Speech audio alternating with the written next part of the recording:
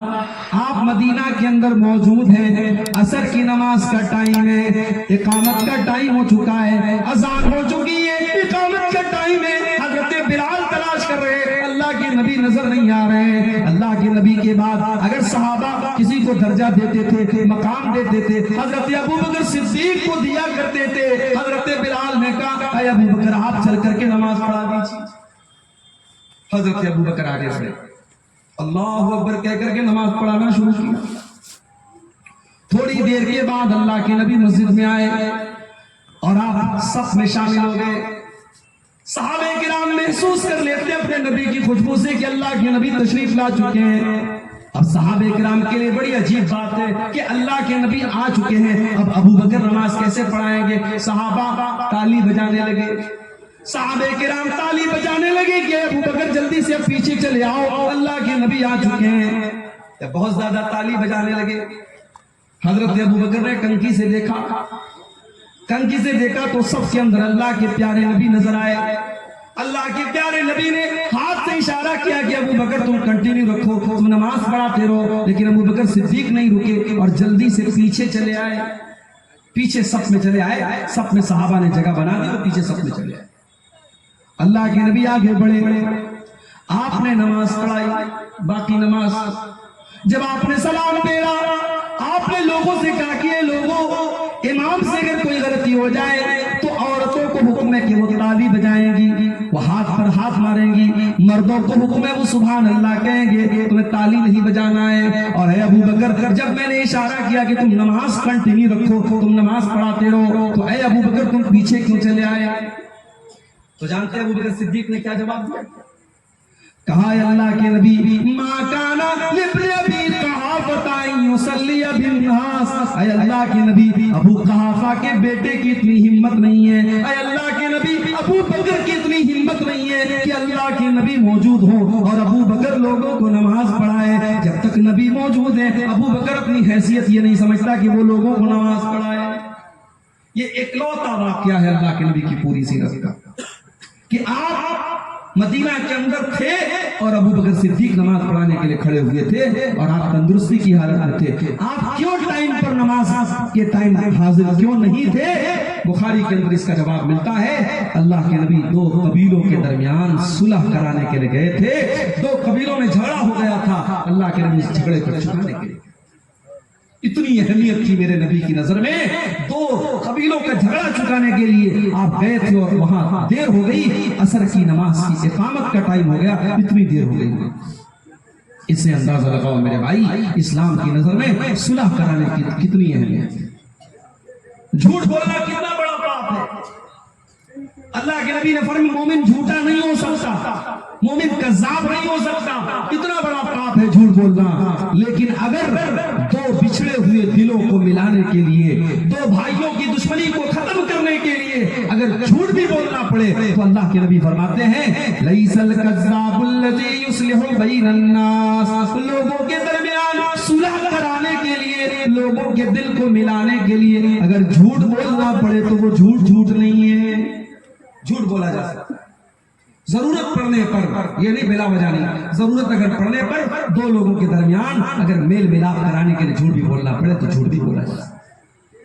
یہ جو صلح کرانا کا معاملہ ہے میرے بھائیوں، اس کا کتنا اونچا مقام ہے، ذرا آپ وہ حدیث دیکھیے، ابو داؤد شریف کے اندر وہ حدیث موجود ہے۔ اللہ کے پیارے نبی فرماتے ہیں الا اخبرکم بافضل من درجۃ الصیام والصلاۃ والصدقہ، اے میرے صحابہ میں تم کو ایک ایسی نیکی کے بارے میں بتانا چاہتا ہوں جو نماز سے افضل ہے، جو روزہ سے افضل ہے، جو صدقہ سے افضل ہے۔ صحابہ نے کہا اللہ کے نبی ایسی کون سی نیکی ہے؟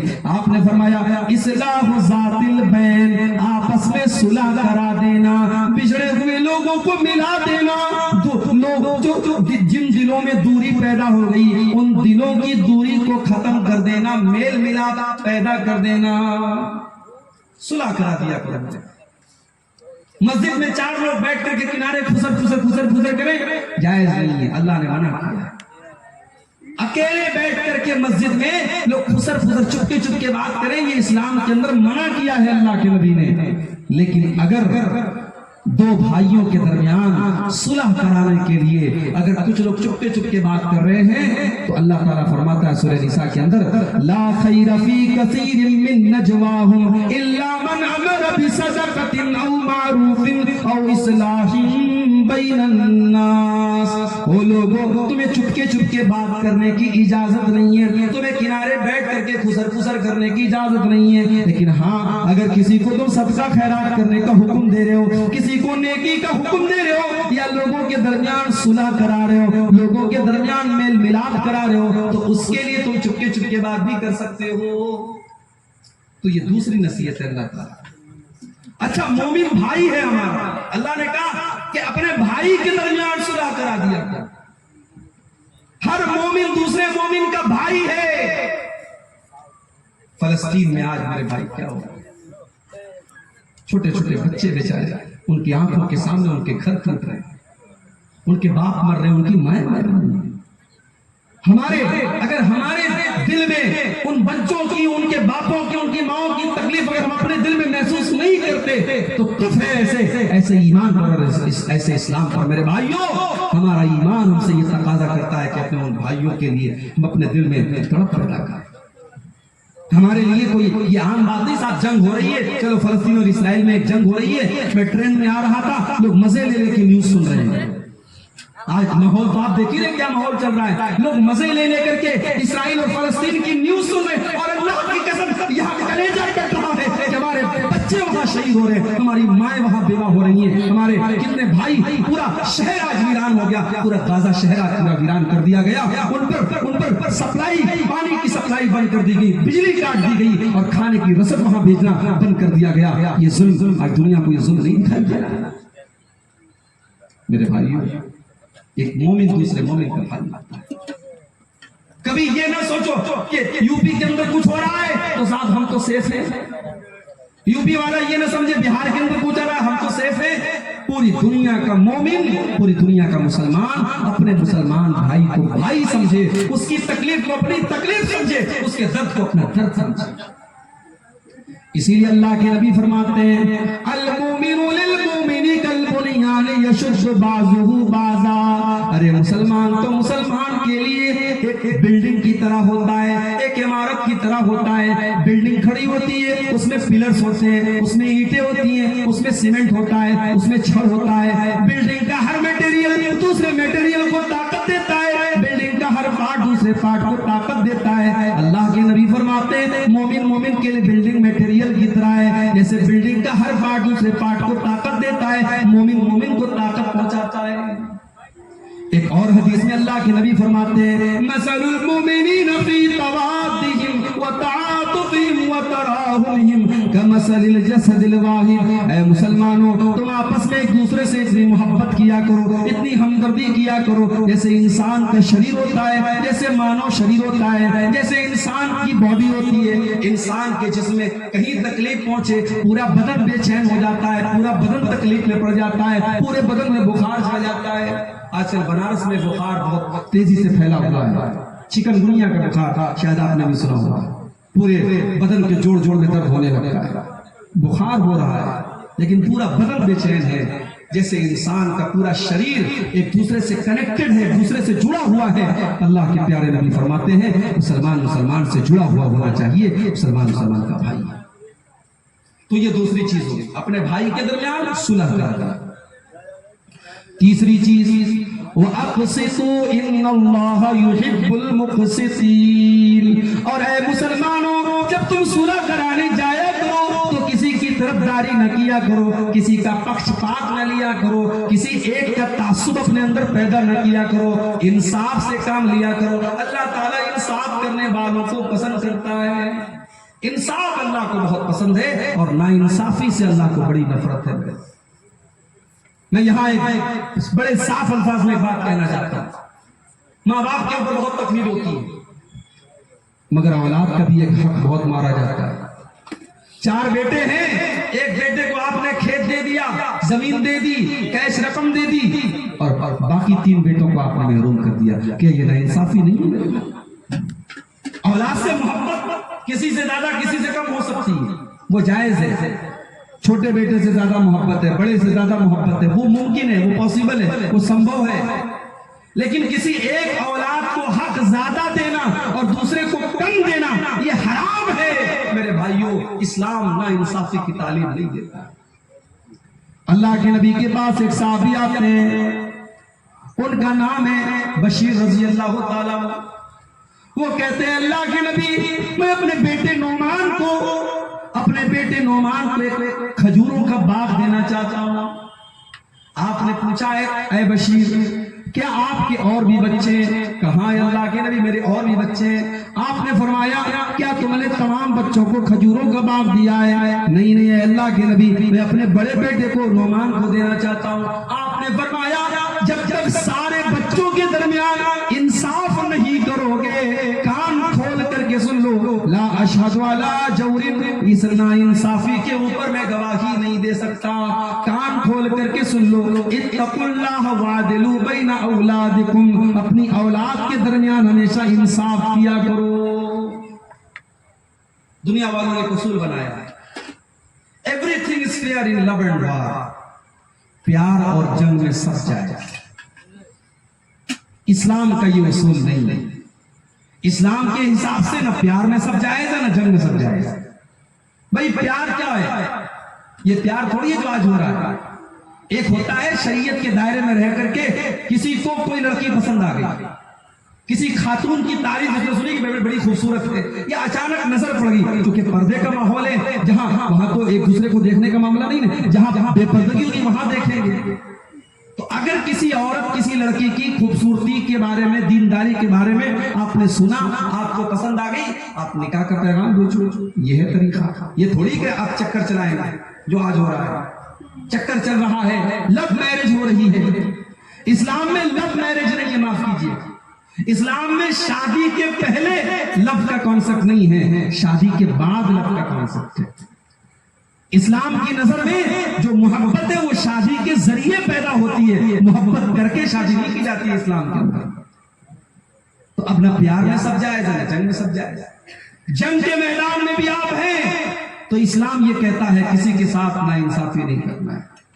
اللہ نے فرمایا یا ایھا الذین آمنوا کونوا قوامین للہ شہداء بالقسط، اے ایمان والو ہمیشہ انصاف کا دامن تم تھامے رہنا، ولا یجرمنکم شنآن قوم علی الا تعدلوا، اور خبردار کسی کے ساتھ اگر تمہاری دشمنی ہے تو دشمنی کا یہ مطلب نہیں ہے کہ تم نا انصافی کرو گے، اپنے دشمن کے ساتھ بھی تم نا انصافی نہیں کر سکتے۔ اعدلوا هو اقرب للتقوی، ہمیشہ انصاف کا دامن تھامے رکھو، ہمیشہ انصاف کیا کرو، انصاف کرنے والا ہی اللہ کی نظر میں متقی ہے۔ بڑے بڑے داڑھی والے، ابھی آپ کے یہاں کے بارے میں لوگوں نے بتایا کہ لڑکا لڑکی اگر پکڑے جاتے ہیں زنا کے جرم میں تو کہیں منڈل والے یہ فیصلہ کرتے ہیں صاحب لڑکے کے اوپر ایک پینالٹی لگے گی، جرمانہ لگے گا، لڑکی کو دے دیا جائے گا۔ یہ کون سا انصاف ہوا بھائی؟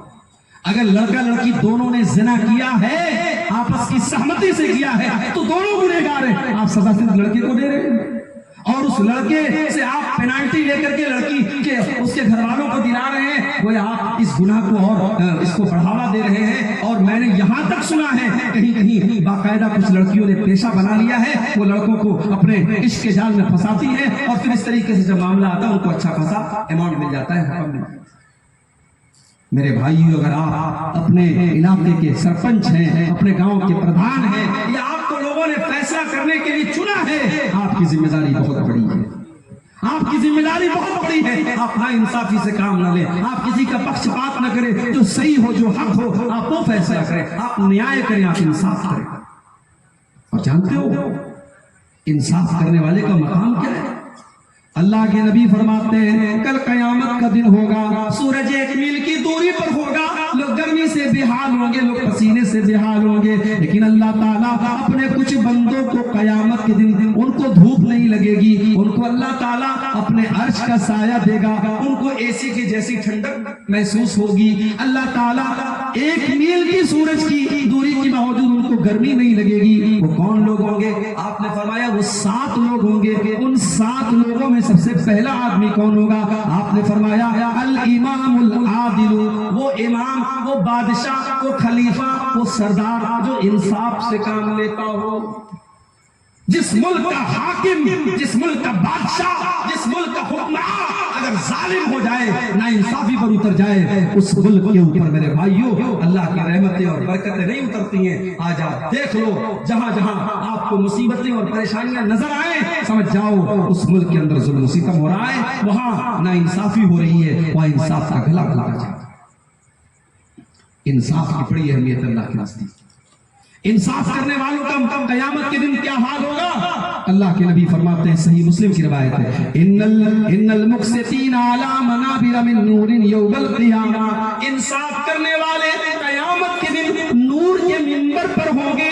ہائے ہائے، آپ نے لکڑی کا منبر دیکھا ہوگا، آپ نے پتھر کا منبر دیکھا ہوگا، آپ نے اینٹ اور گارے کا منبر دیکھا ہوگا، لیکن قیامت کے دن نور کا منبر ہوگا، روشنی کا منبر ہوگا. یہ کس کو نصیب ہوگا؟ یہ انصاف کرنے والوں کو نصیب ہوگا. الذین یعدلون فی حکمہم واہلیہم وما ولوا. اللہ کے نبی آگے فرماتے ہیں انصاف کرنے والے وہ لوگ ہوتے ہیں جو اپنے فیصلے میں بھی انصاف کرتے ہیں، اپنے بچوں اور پریوار میں بھی انصاف کرتے ہیں، اور جو ذمہ داری ملے اپنی ذمہ داری کے ساتھ انصاف کرتے ہیں. ٹیچر ہے، 6 گھنٹے پڑھانے کا پیسہ ملا، 2 گھنٹے پڑھا کے بھاگ جاتا ہے، یہ بھی نہ انصاف. پولیس والا ہے، 30,000 روپے اس کی تنخواہ ہے، جو سرکار دے رہی ہے 20,000 وہ ٹیبل کے نیچے سے لے رہا ہے، یہ بھی نہیں انصاف. اپنی ذمہ داری اور اپنے کرتویہ سے پیچھے ہٹنا اور اپنی ذمہ داری کے ساتھ بے ایمانی کرنا میرے بھائیوں یہ بھی نا انصافی ہے. اور اللہ نے اعلان کر دیا انصاف کیا کرو، میں انصاف کرنے والوں کو پسند کرتا ہوں. 3 چیزیں ہو گئی. نمبر 4، یا ایھا الذین آمنوا لا یسخر قوم من قوم عسى ان یکونوا خیرا منهم. اے ایمان والو، خبردار کوئی کسی کا مذاق نہ اڑائے، کیونکہ مذاق اڑانے والا اپنے کو بہتر سمجھتا ہے اور تمہیں نہیں پتا کہ تم بہتر ہو یا وہ بہتر ہے جس کا تم مذاق اڑا رہے ہو. لا یسخر قوم من قوم عسى ان یکونوا خیرا منهم. خبردار کوئی کسی کا مذاق نہ اڑائے، ہو سکتا ہے جس کا تم مذاق اڑا رہے ہو تم سے بہتر ہو. ولا نساء من نساء عسى ان یکن خیرا منهن. اور اے عورتوں تم بھی کان کھول کر کے سن لو، کبھی کسی عورت کا مذاق نہ اڑاؤ. عورتوں کے اندر بھی یہ چیز بہت ہوتی ہے، اس لیے اللہ نے عورتوں کا الگ سے ذکر کیا. اب کوئی عورت اگر قیمتی کپڑا پہن کے آ گئی، سونے کا زیور پہن کے آ گئی، اور اس کے قریب سے اس کے پاس سے کوئی ایسی عورت گزری جو بیچاری غریب گھر کی ہے، اس کے ہاتھوں میں کوئی سونے کا کنگن نہیں ہے، اس کے گلے میں کوئی سونے کا ہار نہیں ہے، تو یہ تو تانا مار دے، دیکھو اس کے پاس تو کچھ نہیں ہے، یہ تو فقیر ہے، یہ تو غریب ہے، تلاش ہے، اس کے پاس تو کچھ نہیں ہے. اس طریقے کے تانے کسی غریب عورت کو مار دیتی ہیں عورتیں. کبھی کسی کا مذاق نہ اڑاؤ میرے بھائی. اچھا مذاق کی بات آئی تو ایک بات اور کہنا چاہتا ہوں. آج کل انٹرنیٹ پر بہت سارے جوک آتے ہیں. ہمارے نوجوان جو تھوڑے مذاقیہ ٹائپ کے ہوتے ہیں ان کو جوک بڑے پسند ہوتے ہیں، وہ جوک تلاش کرتے رہتے ہیں، جوک شیئر کرتے رہتے ہیں. اب وہ جوک جو ہوتا ہے کبھی کبھی اس میں جنت کا بھی مذاق اڑایا جاتا ہے، جنت میں جائے گا تو یہ ہوگا، جہنم میں جائے گا تو یہ ہوگا. خبردار کبھی جنت کا مذاق مت اڑانا.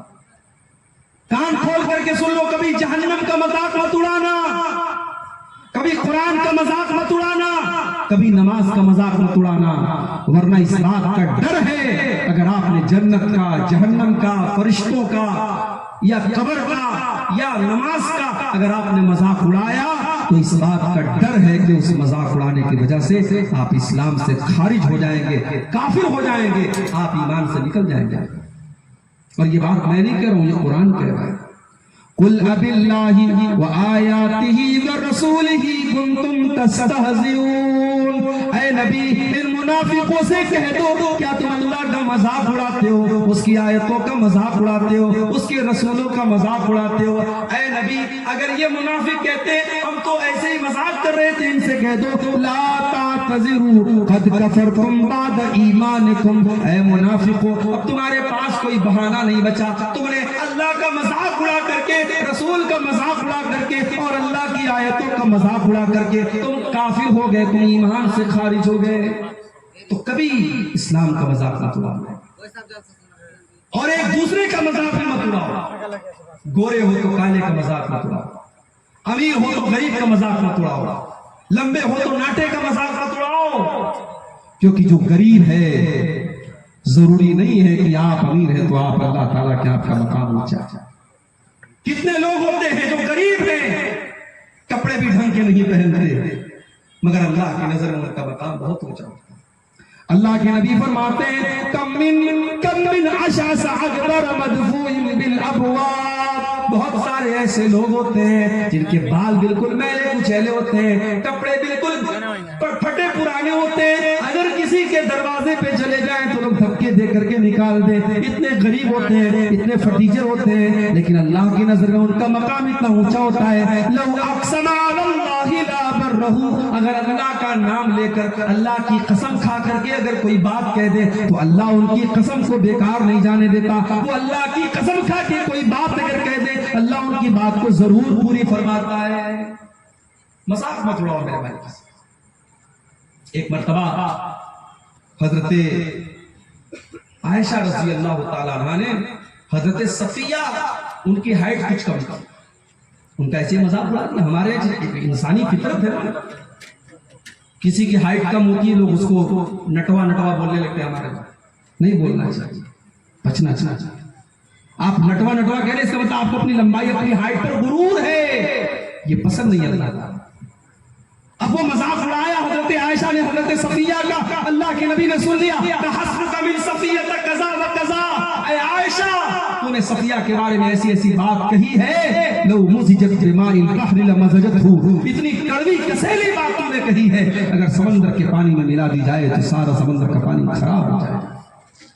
تو میرے بھائیوں اللہ کہہ رہا ہے خبردار کسی کا مذاق نہ اڑاؤ۔ یہ چوتھی چیز ہوگی مذاق نہ اڑاؤ۔ اچھا مذاق آپ کس چیز کا اڑائیں گے؟ شکل کا اڑائیں گے، چہرے کا اڑائیں گے، پیسے کا اڑائیں گے؟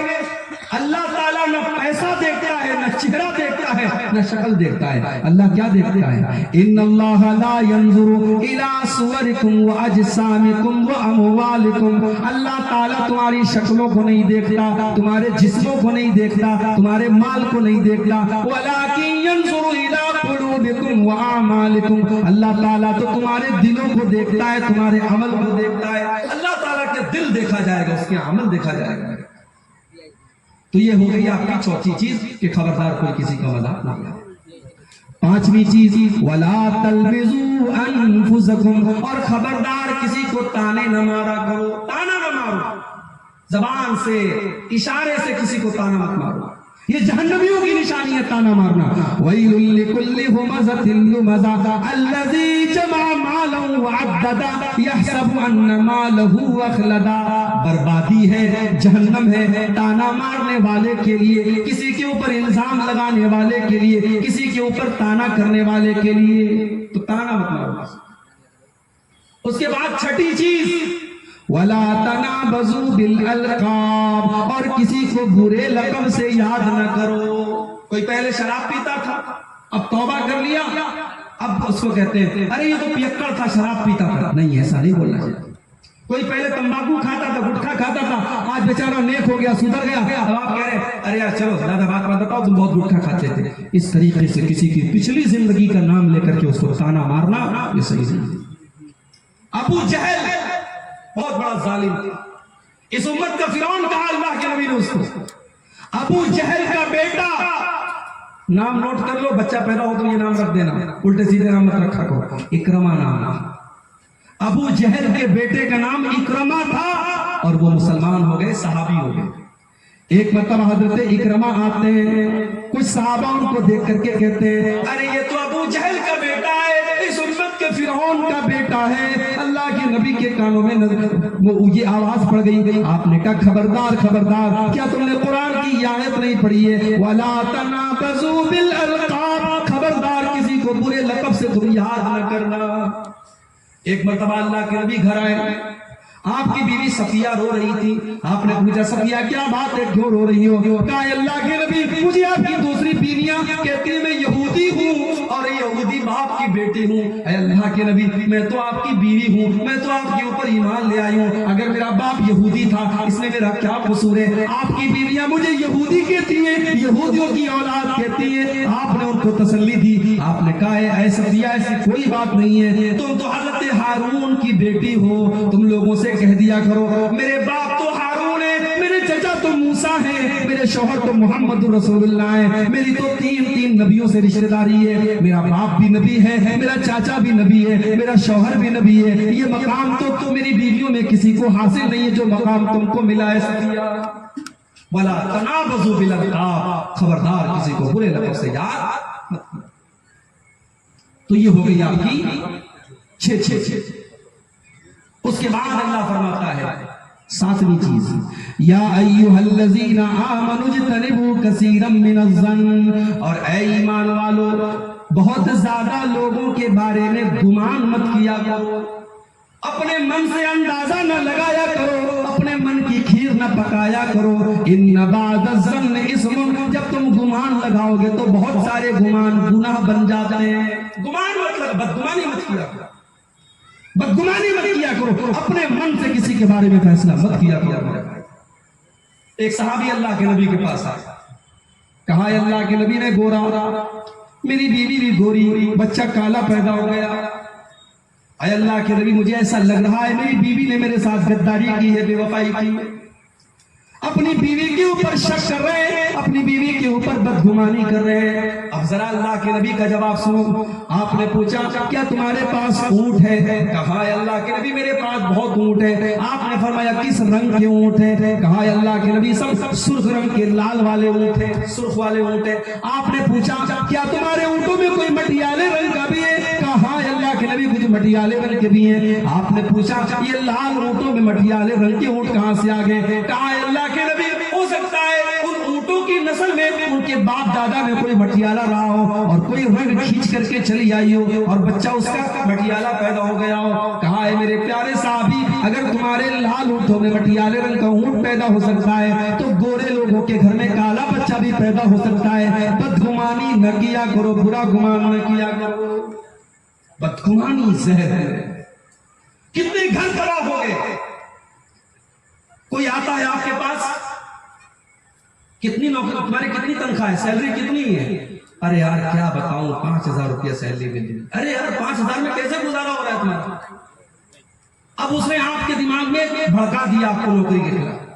اب آپ اپنے جہاں پہ آپ کی نوکری تھی آپ وہاں جا کے لڑنے لگے اپنے باس سے, اپنے مالک سے. اس نے آپ کو نوکری سے نکال دیا. کل آپ 5,000 کے مالک تھے, آج بے روزگار ہو گئے, در در کی ٹھوکر کھا رہے کسی ایک چھوٹی سی بات پر. آج اس کی نوکری حاصل. ایک انسان آتا ہے کسی کے پاس, کہتا یار تمہارا بیٹا تم سے پیار نہیں کرتا کیا؟ کہ پیار تو کرتا ہے. کہ یار تمہارا بیٹا میں دیکھتا ہوں تمہارا خیال نہیں رکھتا, تمہاری حال چال نہیں لیتا. کہا یار شادی ہو گئی ہے, بچے ہو گئے, بڑا بزی رہتا ہے. کہا کچھ نہیں, اسے تم سے پیار وار نہیں ہے, شادی ہو گئی تو بیوی بچوں میں لگ گیا, باپ کی پرواہ نہیں کرتا ہے. اتنا کہنا تھا, اس نے آپ کے دل میں آپ کے بیٹے کے خلاف بدگمانی ڈالی. گھر آئے, بیٹے سے جھگڑا ہوا, باپ بیٹے میں جھگڑا ہو گیا اور باپ الگ ہو گیا, بیٹا الگ ہو گیا. ایک بدگمانی نے باپ بیٹے میں جدا جدا کر. شوہر اور بیوی کے درمیان طلاق ہو جاتی ہے میرے بھائیوں, بیوی کو طلاق دے دیا شوہر صرف ایک بدگمانی کی وجہ سے. اس لیے اللہ کہہ رہا ہے خبردار بدگمانی نہ کیا کرو, بدگمانی کرنا بہت بڑا گناہ ہے. نمبر 8 ولا تجسسوا, اور جاسوسی نہ کیا کرو. کون کتنا کما رہا ہے, کس کے گھر میں کیا کھانا پک رہا ہے, کس کے گھر میں کیا آ رہا ہے, کیا جا رہا ہے. کچھ لوگوں کو اپنے سے زیادہ دوسروں کی ٹینشن رہتی ہے. وَلَا تَجَسَّسُوا, ایک دوسرے کی جاسوسی نہ کیا کرو, تہمے نہ لگے رہا کرو. اللہ کے نبی نے ایک صحابی کو دیکھا کہ ان کے کمرے میں تاک جھانک کر رہے ہیں. آپ نے فوراً ڈانٹا.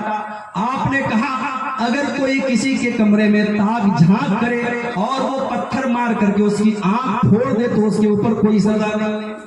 اتنا بڑا گناہ ہے بغیر اجازت کسی کے گھر پہ دروازے پہ جا کے تاک جھانک کرنا. بخاری کے حدیث میں آپ نے فرمایا من استمع الی قوم وهم له کارہون, الآنق یوم القیامہ، کسی دوسرے کی بات بغیر اجازت کے سننے والے کے کان میں قیامت کے دن پگھلا ہوا لوہا ڈالا جائے گا، پگھلا ہوا لوہا ڈالا جائے گا اس کے کان میں، کیونکہ دوسروں کی بات سنتا تھا بغیر اجازت۔ بغیر اجازت آپ کال ریکارڈنگ کرتے غلط ہے، بغیر اجازت کسی کا موبائل چیک کرتے ہیں غلط ہے، بغیر اجازت کسی کی تصویریں دیکھتے ہیں غلط ہے۔ جاسوسی کی تمام شکلیں میرے بھائیوں غلط ہے، اور اس سے بھی جھگڑے پیدا ہوتے ہیں، اس لیے اللہ نے کہا ولا تجسسوا، جاسوسی نہیں۔ اس کے بعد نمبر 9 ولا یغتب بعضکم بعضا، اور اے ایمان والو خبردار ایک دوسرے کی غیبت نہ کیا کرو، ایک دوسرے کی برائی نہ کیا کرو۔ غیبت کس کو کہتے ہیں؟ غیبت کا مطلب یہ ہے کہ عبدالغفار صاحب کی غیر موجودگی میں آپ برائی کر رہے ہیں، عبدالغفار صاحب سامنے کریں گے تو یہ تو بہتان ہے، پیٹ پیچھے کر رہے ہیں، میں موجود نہیں ہوں اور آپ میری برائی کر رہے ہیں، وہ برائی اگر میرے اندر موجود ہے تب بھی وہ غیبت ہے، اور برائی اگر نہیں ہے تب تو بہتان ہے۔ اللہ کہہ رہا ہے ایک دوسرے کی غیبت نہ کیا کرو۔ ایحب احدکم ان یاکل لحم اخیہ میتا فکرہتموہ، کیا تم یہ پسند کرو گے اپنے مرے ہوئے بھائی کا گوشت کھاؤ، فکرہتموہ تو تم اس کو ناپسند کرو گے، جب مرے ہوئے بھائی کا گوشت نہیں کھا سکتے اس کی غیبت کیوں کرتے ہو؟ اللہ کے نبی حدیث میں فرماتے ہیں کہ جو انسان کسی کی غیبت کرتا ہے سمجھو اس کا مرے ہوئے بھائی کا گوشت کھاتا ہے۔ تو غیبت بہت بڑا گناہ ہے، میری مائیں بہنیں خاص طور سے اس پر توجہ دیں، غیبت آج ہمارے سماج کو برباد کر دے گا۔ جو غیبت کرے گا کسی کو اس کا انجام کیا ہوگا؟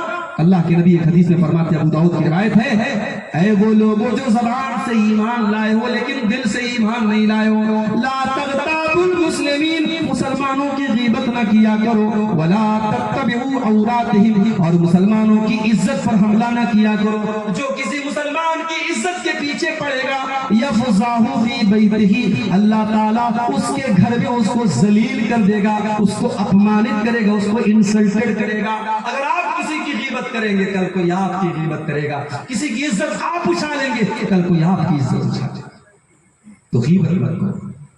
اب یہ 9 چیزیں ہو گئی، ہمارے شیخ نور محمد خاطر صاحب بنگالی وقت بھی تشریف لا چکے ہیں۔ آخری چیز 10ویں چیز میں بیان کر کے بات کریں گے، یہ 10 چیزیں ہیں، آپ کو بھی میں دعوت دیتا ہوں، قرآن کھولیے 26واں پارہ سورہ حجرات آیت نمبر 6 سے لے کر کے 13 تک، اطمینان سے بیٹھ کر کے آپ یہ تقریر آپ نے سنی ہے، لیکن گھر جا کے آپ اطمینان سے ایک بار خود بھی اسٹڈی کر لیجئے اور دیکھیے کہ اس کے اندر جتنی چیزیں بیان ہوئی ہیں کہیں ایسا تو نہیں وہ چیز ہمارے اندر ہے۔ 10ویں چیز کیا ہے؟ برادری واد۔ میں انصاری ہوں، میں شیخ ہوں، میں سید ہوں، میں شیر صاحب آبادی ہوں، ٹھیک ہے بھائی، تم ہو شیر صاحب آبادی، تم ہو انصاری، تم ہو شیخ، تم برادری، تم اپنی برادری پر ٹھیک ہے، تمہیں خوشی ہے اپنی برادری پر تم ناز کرتے ہو وہ بھی ٹھیک ہے، مگر کسی دوسری برادری کو حقیر سمجھنا اور یہ سوچنا کہ صاحب میں تو اس سے اعلیٰ ہوں، میں اس سے اتم ہوں، میں اس سے اچھا ہوں، I am better than him، یہ غلط ہے۔ کوئی برادری کی بنیاد پر اونچا ہونا چاہیے۔ یا ایھا الناس انا خلقناکم من ذکر و انثی وجعلناکم شعوبا وقبائل لتعارفوا، اے لوگو تم سب ایک ماتا پتا کی، ایک آدم کی، ایک حوا کی اولاد ہو، تمہاری برادریاں ہم نے بنائی، تمہارے قبیلے ہم نے بنائے، لتعارفوا تاکہ پہچان بن جائے، یہ شیر صاحب آبادی ہے، یہ شیخ ہے، یہ انصاری ہے، یہ فلاں یہ فلاں ہے، یہ پہچان کے لیے بنایا تھا، یہ تکبر کرنے کے لیے، اہنکار کرنے کے لیے نہیں بنایا تھا۔ بہار میں ایک جگہ ہے دربھنگا کے قریب میں، گاؤں کا نام میں بھول رہا ہوں، وہاں باقاعدہ گاؤں کے بیچ میں دیوار کھڑی ہے، اس راستے سے انصاری جائیں گے، اس راستے سے شیخ جائیں گے، یہ شرم کی بات نہیں ہے میرے بھائی۔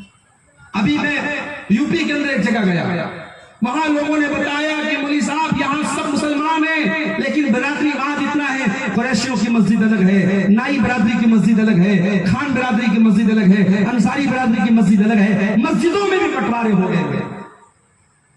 آج اسلام کو ہم نے خود نقصان پہنچایا ہے۔